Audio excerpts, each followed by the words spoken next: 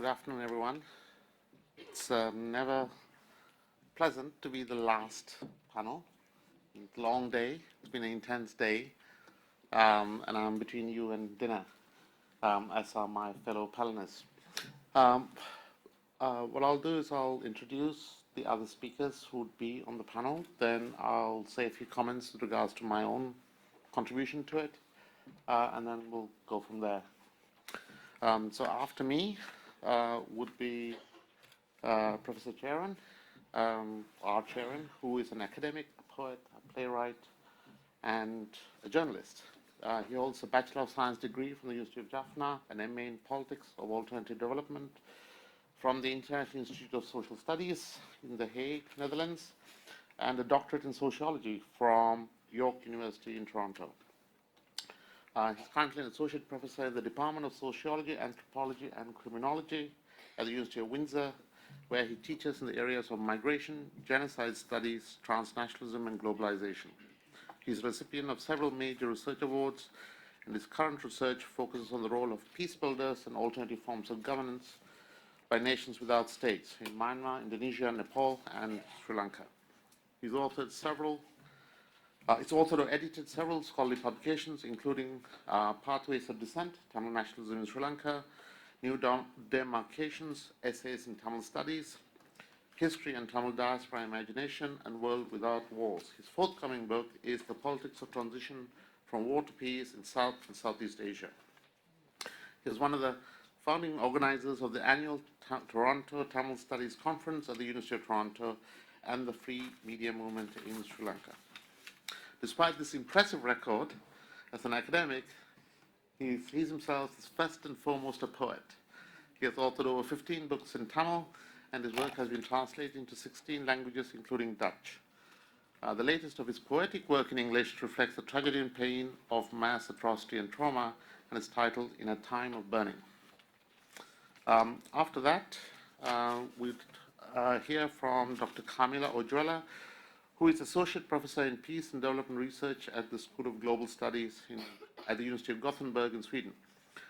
She's author of the 2008 book, The Identity Politics of Peacebuilding, Civil Society in War-Torn Sri Lanka, published by SAGE, as well as the co-editor of the 2016 book, Corruption in the Aftermath of War, published by Routledge. Her research has focused on diaspora mobilization, peace activism, identity politics, corruption, post-conflict reconstruction, and reconciliation. Her research experience in Sri Lanka and on Tamil issues goes back to the 1990s, while more recently she is working on Rwanda and Burma. Following that, Dr. David Rampton will present a paper that he and I are co-authoring. Dr. Rampton is currently a lecturer in world politics at the New College of Humanities in London, where he teaches on the legacies of empire, colonialism, and decolonization. He's also a visiting lecturer at the LSE, where he teaches a master's course in conflict and peace building in the International Relations Department. He completed his doctorate on singular nationalism in Sri Lanka at SOAS, good school SOAS, which he is currently developing into a book titled Power, Identity, and Conflict in Sri Lanka. His research focuses on the role of identity in the global, regional, and national constitution of social orders and in dynamics of conflict and peace. Okay, so with that, I'll say what I came to say and then invite Professor Charan. It's a real pleasure to be here. I had the pleasure of coming to the previous conference in 1999 as a Tamil activist, at the time as editor of Tamil Guardian also. So in many ways, as I come back to a slightly different looking university now and see a whole layer of young Tamil activists, we know the Tamil struggle is in good hands. What I wanted to talk about today is kind of a set of thoughts that have emerged in different sort of articles that I've written, but also in interactions with people on the Tamil diaspora, people, policymakers, academics, and so on, who engage with the Tamil diaspora. Now, the Tamil diaspora is a phenomenon. It's evolved into a major aspect of Sri Lanka's politics over the last few years and is also the subject of extensive study now. It's kind of a cottage industry on studying specifically the Tamil diaspora. And this has had over time a set of implications for the object being studied. So the Tamil diaspora, the way it's been represented in academia and therefore in policy spaces, has shaped what the diaspora itself is. I want to say a little bit about that. So my argument is that, the core of my argument is that the study of the Tamil diaspora, conflict diasporas in general, but specifically the Tamil diaspora, the way it's been represented in academic publications and therefore the policies that have been formulated in response to the actions of the Tamil diaspora have been an integral part of the broader repression of the Tamil people. It's quite a strong claim, and I'm going to try and illustrate that today. But then before I get into the diaspora, I want to say something about categories. Earlier on today, in the opening moments of the conference, there was a categorical reference to the Tamils as a minority. Now, I want to say a little bit about this because this is quite a profound claim. When you refer to a community as a minority, you have already placed them in a hierarchy within a collective. To illustrate this, now in India, 1.2 billion people, there are 70 million Tamils or 80 million Tamils. Clearly, numerically, they are a minority. But no one in India would refer to them in that way. No one would refer to the Tamils of India as a minority. They are referred to as a people. By contrast, there are 100 million Muslims in India who are referred to as a minority. The point I'm trying to make is that your numerical relationship with the larger collective is not the same as your political standing. To give another example, in the other national community to which I belong, the British, in the UK, there is a minority. They comprise about 7% of the population. They have slightly different customs, different food, some would say even a different language to the rest of the population. They live mostly in the north. They occasionally make political claims. Sometimes they try to secede. They're called the Scots. Less than 7% of the population. No one will refer to the Scottish people as a minority. They are a nation. Right? It's a political claim. So when you find yourself either referring to the Tamils in Sri Lanka as a minority, you have just made a profound political statement. Right? You have defined what the limits of their ambitions should be. Right? So categories have enormous effect. That's just something I wanted to mention because I heard it this morning and it kind of woke me up. Okay, so the Tamil diaspora. The Tamil diaspora is part of the Tamil nation. It's an unremarkable fact, right? If there is such a thing called the Tamil nation, the Tamil diaspora is part of it. Well, if that's true, we wouldn't see a number of claims made about the diaspora. Let me give you an example.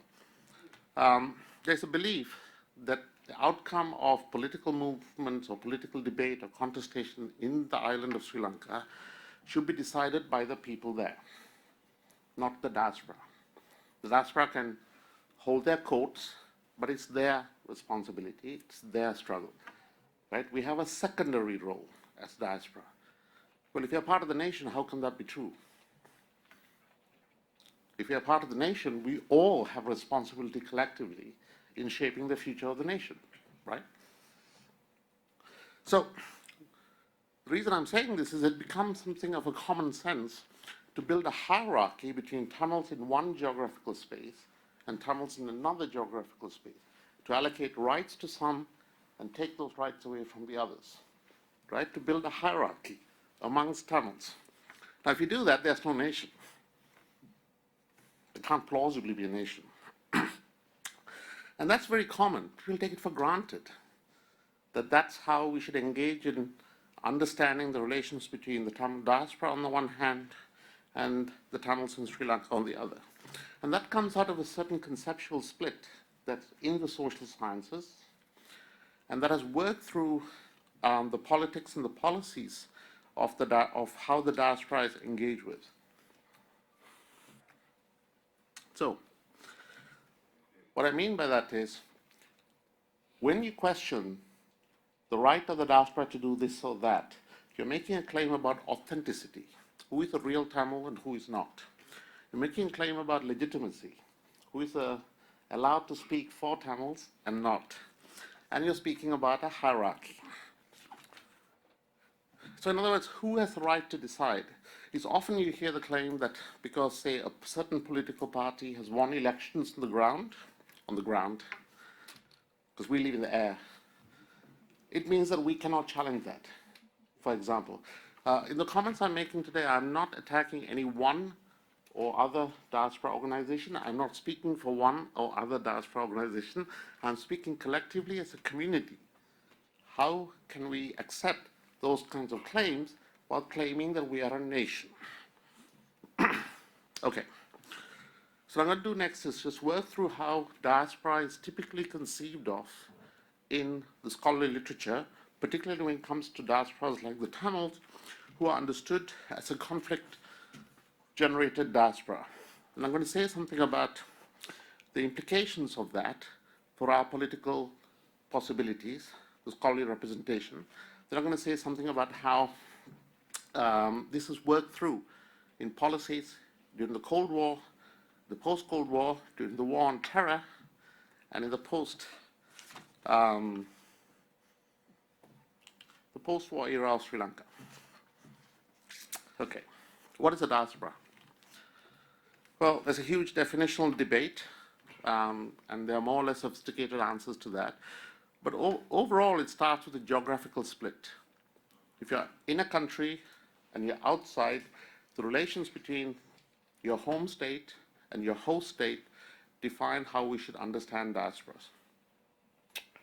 There are more sophisticated and critical accounts of this, but in essence, that's what it is. Homeland, host state, and the relations between those communities. Now, that assumes there's a difference between Tamils there and Tamils here. There are, of course, differences. We dress slightly differently, we have slightly different customs, and that's because all of these things, culture, tradition, language, evolves, right? In that sense, we are all hybrid. But what aspects of that difference are politically important is the debate, right? In other words, which aspects of that difference allow the claim of political separation? The Tamils are different to Tamil diaspora, or Tamil diaspora is different to Tamils there. So how is this separation typically conceived of in the literature? Usually it starts, with cases like the Tamils, with the conflict. It doesn't start with the Tamils, it starts with the conflict. There's a conflict in country X. People leave, go to other countries. From those countries, they may remain politically exchanged. So there are two things. First, you have to understand how the conflict is defined, and then you have to look at how the relations between people outside and that conflict is defined. So, and as a result of this, you have appropriate and inappropriate forms of political activity. Let's start with Sri Lanka. What's the problem in Sri Lanka? Is it state repression? Is it genocide? Or is it conflict? Civil war?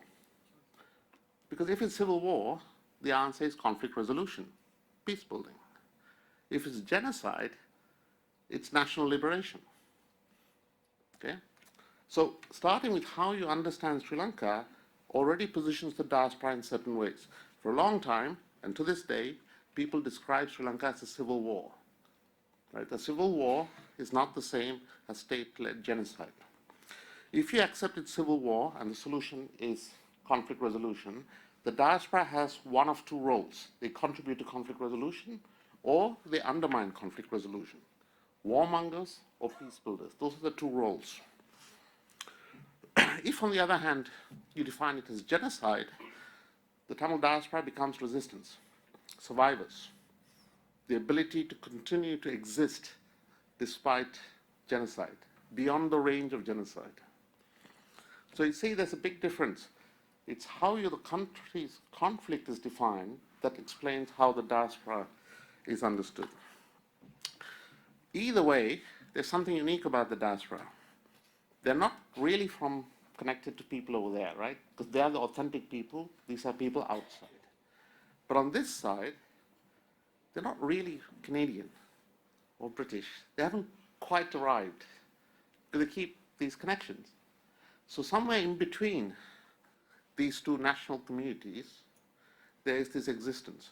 And how they behave is defined by this framework. So,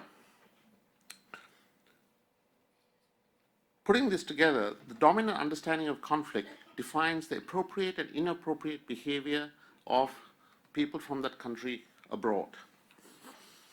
And it is in this way that the diaspora became a policy problem on the international stage. The diaspora appeared on the international stage as a policy problem, right? Because they were supporting conflict in their homeland. They were not survivors of genocide. So, suspended between belonging there and belonging here, it allows a whole range of policy interventions to happen. First of all, to deny arguments they make, claims they make. Someone earlier said, if you say it, no one believes it. You need to get a white man to say it. And then it becomes real and fact, not claim, exaggeration, etc. On the other hand, whilst you're here, because you're not quite arrived yet, you are then subjected to a certain kind of exclusion from your community. That's why the war on terror, surveillance, raids, arrests, racial profiling, all of these happen on the basis you're a Tamil. Right? Not all Tamils are terrorists, but all terrorists are Tamils. Right? So what Fatima was saying earlier about profiling and how the war on terror works through assumed racial categories is just as true of us. Some of the younger people may not remember this, but some of the older ones certainly will. What happens when the LTT was prescribed? I'll say a little bit more about it in a moment. So the diaspora is separated from hostland and homeland. That's where it becomes a position where things can be done to it. It allows the suspension of rights under anti-terror laws, and it enables the institutionalized racism in host countries. So, I lost track of time, but since I'm chair, I'll just keep going. So the global context. From the very start, the diaspora has been an international phenomenon. This is before the start of the armed conflict. Surveillance of the diaspora, and certainly in the UK, and I suspect in other countries, by the intelligence services, the police forces, was underway long before the start of the conflict. And if you look at how the diaspora has evolved, the kinds of institutions it built, the kinds of practices that are emblematic of it, they are deeply shaped by the global context of the time. For a start, the diaspora at the outset never saw itself as outsiders. It just saw itself as part of the Tamil struggle. The Tamils in London or Sweden or Canada saw themselves as part of the struggle. And that's because in the 70s, national liberation struggles always included diasporas. Whether you're talking about the ANC or you're talking about Palestinians or you're talking about any movement, the fact that your community is global means your struggle is global. It's only in the 90s that this idea of territorial separation became important. So during the Cold War, the idea of self-determination emerged as a national liberation, decolonization concept. And Tamil diaspora was part of that. In most struggles, you will find people who grew up outside their homeland were involved in the struggle. It's nothing different about the Tamils. But of course, the reason that the Tamils were being watched by the British intelligence services was during the Cold War, Sri Lanka was seen as part of the free world. In the war on communism, J.R. Jawaharlal's government was an ally against the Soviets. Therefore, people who opposed that government were a problem. With the end of the Cold War, in the era of what we would call global liberal peace as a project, the diaspora became a problem because they were interfering disrupting conflict resolution. Right? So having separated the Tamils from there to Tamils from here, we could make all kinds of claims. They're over here, they're very rich, they're meddling in other people's affairs. If they're British, why don't they just, eat fish and chips and get on with it? Why do they keep insisting on trying to shape matters over there? And so on. So in other words, the claim was made, if you are truly to be part of our country, you would not be involved in conflict over there. Later on, of course, the proscriptions and the war on terror enabled powerful interventions on this claim. But essentially, that was the point. You're not allowed to be part of two nations. You can only be part of one. Right? If you're part of the British nation or the Canadian nation, you shouldn't be interfering in the affairs of the Sri Lankan nation. And the war on terror and the proscription of the LTT allowed a whole array of policing of diaspora activity. In other words, how do you spot the supporter of the Tamil Tigers? They don't carry ID cards. What they tend to do is say things like genocide or self-determination. Right? So during the era of the war, the kind of people, certainly everyone who came to the first conference here, was seen as supporters of the Tamil Tigers. As I'm sure are we. So in that context, what I'm trying to get you to think about is how it's possible to say and do things to Tamils only because you have set them in relation, in hierarchical relation with Tamils over there. If you accept the Tamil nation exists, you cannot make those claims. We're simply Tamils in exile. Okay. So, but what is the actual reality of the Tamil diaspora? Always they have been separated, right? But always they have been united. Families in the West have supported families throughout the war, right? There's a huge amount of money sent home to keep people alive, keep kids educated, and so on. As a community, the diaspora has supported the life, I literally mean the life, of the people at home. And so social, familial, economic, and political relations stretched across geographic spaces and were never contested. It's like having a family, right? Just because you leave one country and go and live somewhere, it doesn't make you any more or less of the family, right? It just means you're geographically separated. So the political claims based on diasporic separation kind of deny that. Now, if you take this idea of a nation facing genocide for granted, if you believe that's what's going on, then it's a space of resistance. The diaspora is a space of resistance because it has escaped genocide. It cannot, it's beyond the range of artillery and abductions and disappearances, mostly. Right? It's the place from which the possibility of struggle can continue. Now, Guru made this point about, Dr. Kumarwadi made this point about parallel institutions of state. He was explicitly talking about the Tamil nation building its own institutions. And in that framing, he understood the diaspora in the homeland Tamils is just one. We have to build our own. The we is collective. Now, the Sri Lankan state has always understood the diaspora as a site of resistance. It has always understood that. So, we all know about 1983's Black July pogrom, right? And the standard story in much academic literature is that the Tamil Tigers attacked the Sri Lankan army, they killed 13 soldiers, there was a reaction, there were 3,000 people killed in the next few days. We know this. What was the Sri Lankan state's reaction? Given the LTT had just killed in a shock attack, what was the Sri Lankan state's reaction? It didn't ban the LTT, instead it passed the Sixth Amendment, right? The Sixth Amendment, if you read it, has an interesting clause. It forbids discussion of secession, either inside or outside Sri Lanka. Right? So the reaction to the shock was to see the diaspora as the real base of struggle forever and a day. Right? So right from the start, they could have banned the LTT, which is a typical reaction in counterterrorism today. No, they banned the idea of Tamilism being articulated even abroad. And that, I think, is significant, because to this day, the diaspora has been viewed as a place from which the challenge to singular Buddhist hegemony which Dave and others spoke about and we talk about today, it's from here that we articulate this. You can't hold this conference in Jaffna.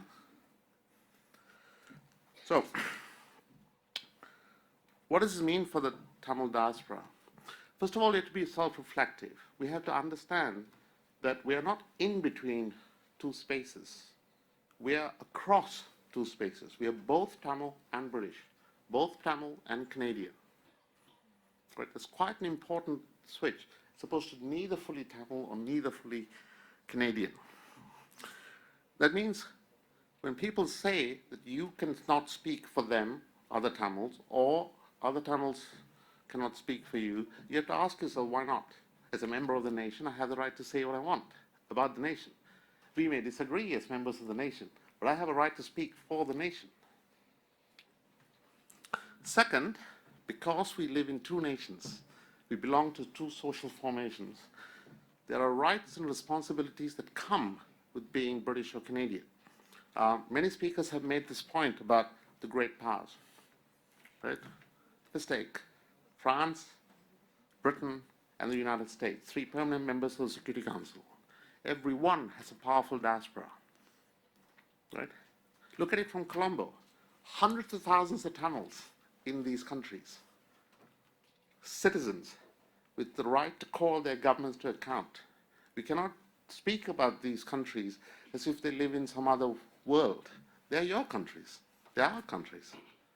So we should make demands on our political representatives as British or Canadian or American or French or what have you. This is the real power of the diaspora. That's why the Sixth Amendment made it clear, trying to, in some way to reach into another jurisdiction and outlaw political action. So, challenge denials of being part of the Tamil nation and denials of being part of the host nation. To pull back, in conclusion, I want to make some general comments. The Tamil diaspora is here to stay.